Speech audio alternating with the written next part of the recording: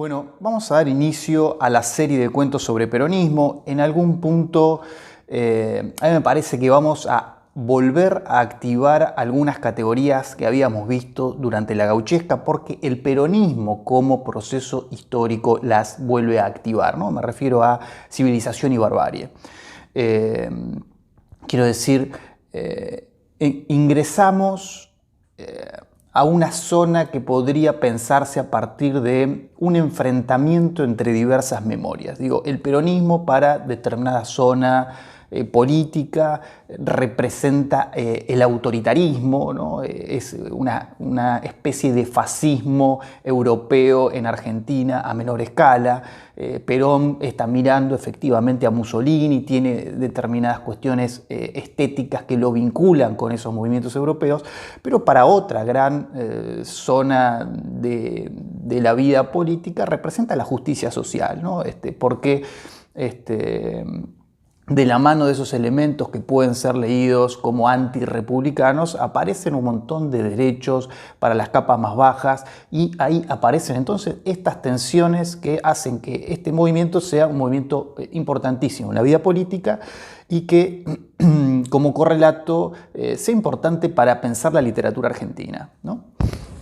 Es decir, ingresamos en algún sentido con esta serie en una disputa en el orden de la representación, ¿no? Es decir, a ver, ¿cómo vamos a representar eso que efectivamente pasó en la historia argentina? Y entonces la literatura cobra un lugar relevante, ¿no? Digo, pensar en términos de cómo se construyen estas representaciones. Lo vamos a hacer con Esa mujer de Rodolfo Walsh, que es un escritor también complejo políticamente y complejo estéticamente. Entonces, antes de ingresar al texto, yo traería algunas precisiones que dice Piglia en Walsh y El lugar de la verdad sobre su estética, ¿no? Para que la podamos entender. Él habla de una oposición al interior de los textos entre ficción y política, ¿no? Efectivamente, Walsh tiene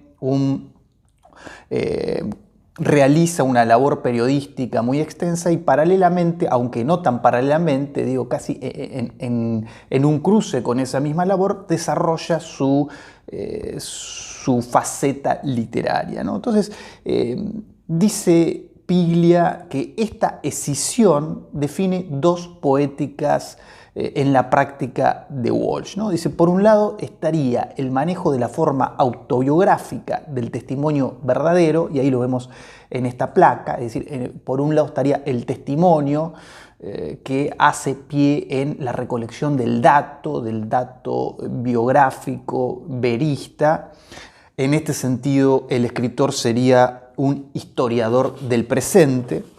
Y por el otro lado, para Walsh, estaría la ficción, que es el arte de la elipsis, ya que vamos a ver, trabaja con la alusión, lo no dicho, y en ese sentido esa mujer es un ejemplo representativo. Las dos poéticas, dice Piglia, están unidas en un punto que sirve de eje a toda su obra: la investigación como uno de los modos básicos de darle forma al material narrativo, ¿no? Ahí lo tenemos en ese corchete. De esta idea que despliega Piglia, nosotros podríamos pensar esa categoría que construyó la crítica literaria a nivel global del non-fiction novel, ¿no? Es decir, sobre todo la crítica lo ubica en A sangre fría de Truman Capote, que es de 1965, pero nosotros tenemos para aportar ahí con Walsh Operación Masacre, que es de 1957. Es decir, este género que implica el trabajo estético y literario de hechos que pasaron efectivamente, ¿no? Es una mezcla entre lo periodístico y lo literario. Entonces, digo, Walsh es importante porque es pionero, porque tiene esta visión que sale de los moldes esquemáticos de los géneros y puede realizar una operación estética que efectivamente es original. Entonces, antes de entrar específicamente en el texto, vamos a recortar algunas cuestiones que tienen que ver con el contexto, también muy brevemente. Yo acá sigo un artículo de Eleonora Bertrand. Ella ahí repone el contexto de situación. Esta básicamente es el momento es la década del 60, el momento posterior a la Revolución Libertadora. Nosotros decíamos el peronismo clásico va del 46 al 55, donde aparecen todas estas tensiones entre el autoritarismo y también la justicia social. Entonces, lo que se conoce como Revolución Libertadora, luego efectúa al interior de todos los órdenes de la vida argentina lo que ellos llaman la desperonización, ¿no? Es decir, este movimiento, según su perspectiva, fue nefasto para la Argentina, entonces lo que hay que hacer es sacarlo del mapa. Vamos a ver que después eso tienen consecuencias menos positivas que los que ellos hubiesen querido, despiertan la reacción, ese momento de las organizaciones armadas peronistas, por supuesto pasan a la clandestinidad. Y ese clima es el que vamos a ver recortado en Esa mujer de Walsh.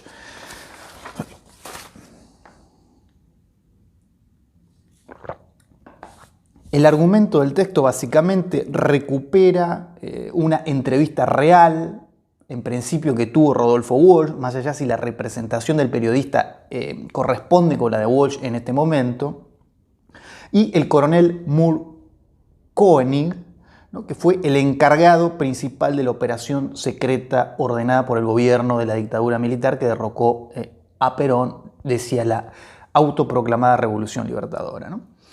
Ahí Elena Bertrand recupera una serie de personajes históricos en clave, los enumera a todos, personajes que aparecen aludidos pero nunca nombrados en el texto de Walsh, empezando por esa mujer, ¿no?, igual Eva Perón. Ella hace ahí el coronel, el peronista, esos roñosos, los obreros, el viejo. Vamos a ir apareciendo, no lo vamos a reponer para tratar de ir decodificando un poco este lenguaje en código que propone Walsh en el texto, ¿no? Ahora, lo que sí me interesa pensar es esta presentación de personajes en clave como una operación en sí misma, ¿no? Y en ese sentido habría que reponer otro dato histórico. Digo, estos textos nosotros los vamos a pensar y recuperamos entonces el esquema de la unidad 2 en ese cruce entre literatura e historia. Entonces, vamos a ver cuestiones que tienen que ver con la especificidad literaria y otras con aquellos momentos donde el texto está mirando fuera hacia los procesos sociales, históricos, decíamos, que incluyen a la lengua. Entonces algunos datos históricos empiezan a cobrar especial relevancia. Entonces decía, los personajes aparecen en clave y ese dato ya es un dato en sí mismo, es un dato importante, porque en cierta parte satiriza o expresa en algún sentido la legislación vigente desde el 5 de marzo de 1956, específicamente el decreto ley 4761 que firma Aramburu y que inaugura un periodo de 18 años de proscripción, es decir, 18 años durante los cuales el peronismo no puede jugar en la arena política directamente. Y fíjense lo que decía el decreto, ¿no? Se considerará especialmente violatoria de esta disposición la utilización de la fotografía, retrato o escultura de los funcionarios peronistas o sus parientes, el escudo y la bandera peronista, el nombre propio del presidente depuesto, el de sus parientes, las expresiones peronismo, peronista, justicialismo, justicialista, tercera posición, la abreviatura PP, las fechas exaltadas por el régimen depuesto, las composiciones musicales, Marcha de los Muchachos Peronistas y Evita Capitana o fragmentos de las mismas y los discursos del presidente depuesto, su esposa o fragmentos de los mismos, ¿no? O sea, ni se te ocurra amagar con decir nada que esté cerca a 5 cuadras del peronismo, ¿no? A partir de la Revolución Libertadora del 56 para adelante, y digo, es algo que se mantuvo en el tiempo, se mantuvo 18 años. Por eso es un momento de gran conflicto social, porque el peronismo, pese a este decreto ley, no desaparece, ¿verdad? El peronismo está ahí, las fuerzas que acompañan a este régimen de puestos siguen ahí, y un poco ese es el clima que vamos a encontrar en el texto de Walsh. Entonces, Ahí en el cuento a mí me interesa un poco recortar también este contrapunto narrativo. Por un lado vamos a encontrar el diálogo del periodista con el coronel y por el otro como contrapunto los pensamientos del narrador todo el tiempo que le van a agregar esa cuota de rarefacción, ¿no?, al lenguaje, porque es un cuento atravesado por la historia y en ese sentido por momentos tiene un registro que está ligado con esta idea de la investigación, ¿no? Entonces es el periodista buscando el dato. Esto se va a ver tensionado alternativamente por estos pensamientos, por ese monólogo interior que modifica la forma del relato y lo señala como literario, vamos a ver, ¿no? Entonces, antes de ingresar al texto, yo voy a hacer 3 preguntas, las voy a presentar, que son para abordar el cuento, pero en realidad es para abordar toda la serie. Entonces, que las tengamos como referencia para pensar los 5 cuentos que vamos a leer referidos al peronismo. Entonces, la primera pregunta dice, ¿qué pasa con la dicotomía peronismo-antiperonismo en el relato, ¿no? Es decir, esta categoría que yo presentaba que fue rectora de todo el proceso del 46 al 55, peronismo-antiperonismo, fue un momento de mucha revolución política y social. Pero aclaro, y esto es importante que lo tengamos en cuenta, esto de pensar en términos de peronismo-antiperonismo no significa preguntarnos por la afiliación partidaria del autor, ¿no? Es decir, cómo aparecen al interior del relato estas categorías cristalizadas por la crítica social política y que excede la cuestión biográfica de los distintos autores. De hecho, Walsh tiene una relación problemática con el peronismo, es decir, de una relación crítica, ¿no? Si bien estuvo en la izquierda peronista, pero siempre como un libre pensador. Bueno, quiero decir, no se lo podría catalogar a Walsh como un escritor peronista. Entonces yo creo que, bueno, en este caso entiendo que habría que pensar a los personajes. ¿Qué pasa? ¿Dónde podríamos ubicar al periodista? ¿Dónde podríamos ubicar al coronel con respecto a estas categorías? Y me parece que en ambos casos les queda corta estas categorías, ¿no? Es decir, me parece que desbordan en algún punto esta antinomia y lo interesante sería ver cómo, en qué términos y por qué, ¿no? Yo puedo decir esto que estoy diciendo. Y luego la 2 y la 3 tienen que ver con los 2 grandes bloques teóricos de la unidad, ¿no? Es decir, la 2 dice, ¿qué elementos históricos reconoces? Es decir, cuando el texto está señalando a su época. Yo decía porque la unidad 2 la vamos a pensar en términos de literatura e historia, y en ese sentido son importantes los textos que vienen, el texto de Sarlo y el texto de Raimondi. Pero bueno, sin haber leído esos textos podemos entender de qué viene esto de pensar la literatura y la historia, es decir, tratar de reconocer esos datos que son sacados, testimoniados de la realidad concreta, ¿no? Y la pregunta 3 dice, ¿en qué pasajes el texto se señala a sí mismo como literario? Y acá entonces es básicamente la propuesta de prestarle atención a las cuestiones formales, a ese ordenamiento en la secuencia que decía Jacobson, a esa rarefacción de la lengua que decía Shklovsky, a ese procedimiento de singularización, a todo lo que tiene que ver con cuestiones formales. Entonces, básicamente, estas 3 preguntas, peronismo, antiperonismo, tienen que ver con el tema de los cuentos que están desarrollando, y las otras 2 tienen que ver con esta lógica de la unidad, que es tratar de ver cómo se tensiona ese adentro y ese afuera del texto en toda la serie.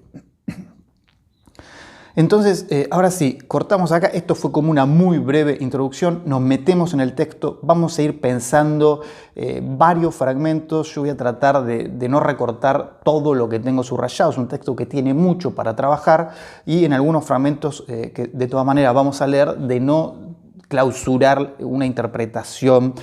Pues la idea es, bueno, que ustedes lo trabajen, porque es un texto que se presta para hacer un trabajo minucioso, pues un texto muy pensado, muy calculado. Entonces hacemos un corte muy breve y ya en el video que sigue entramos en el texto de Walsh.